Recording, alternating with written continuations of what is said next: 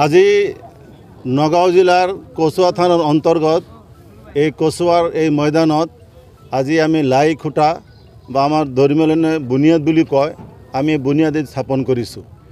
এই ইজতেমাৰ মূল উদ্দেশ্যটো হ'ল সমাজ সংস্কাৰ কৰা।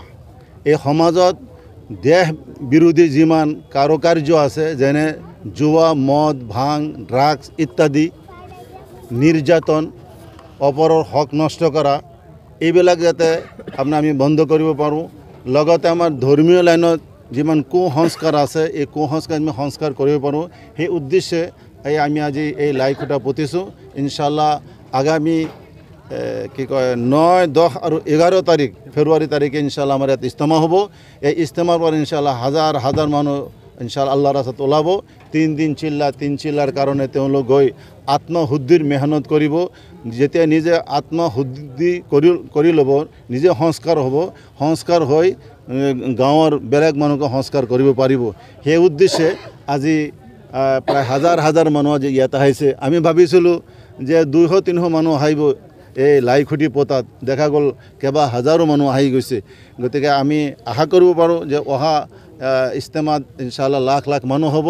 আৰু সকলোৱে আজি সংকল্পবদ্ধ হৈছে যে আমাৰ এই নগাঁও জিলা বা অন্যান্য প্ৰান্তত যে ইছলাম বিৰোধী এবং দেশ বিৰোধী চৰকাৰ বিৰোধী যিমান কাৰুকাৰ্য আছে সব যাতে উৎখাত হয়, সুন্দৰ এটা সমাজ গঢ় লয়। সেই নিমিত্তে আজি বহুত মানুহ আহিছে, সকলোৱে সংকল্পবদ্ধ হৈছে যে আমি একটা সুস্থ সবল এটা সমাজ গঢ়ি তুলিম। তাৰ নিমিত্তে দোৱা হৈছে।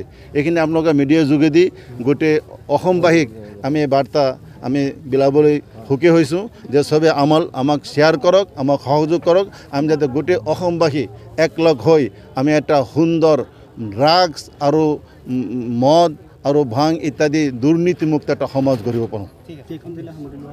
এটা আমাৰ 9খন জিলা আছে। তাৰে প্ৰথম আমাৰ নগাঁও, মৰিগাঁও, হোজাই, গোলাঘাট, যোৰহাট, শিৱসাগৰ, দৰং আৰু ওদালগুৰি, এই 9খন জিলাৰ মানুহ আজি গোট খাইছে মাশাআল্লাহ।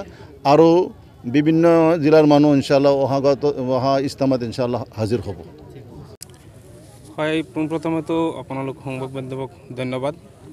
আজি আমাৰ কচুৱাত যি ইজতেমা হ'ব লগা আছিল অহা 2025 চনৰ ফেব্ৰুৱাৰী মাহৰ 9, 10 আৰু 11 তাৰিখে এই ইজতেমাৰ লাই খুঁটা আজি পোতা হৈছে আৰু কামৰ শুভাৰম্ভ হৈছে। অহাকালিৰ পৰা পূৰ্ণগতিত আৰু দ্ৰুতগতিত কাম আৰম্ভ হ'ব। এই ইজতেমাৰ জৰিয়তে আমি এখন সবল আৰু সুস্থ সমাজ গঠন কৰাৰ উদ্দেশ্যে ইজতেমাখন কৰা হয়। সমাজৰ পৰা কিভাৱে ড্ৰাগছ, মদ, জুৱা ইত্যাদি আদি কৰি বস্তু দূৰ কৰিব পৰা যায় সেই চেষ্টাহে চলোৱা হয়। গতিকে আজিৰ পৰাই কাম আৰম্ভ, অহাকালিৰ পৰা পূৰ্ণগতিত কাম চলিব।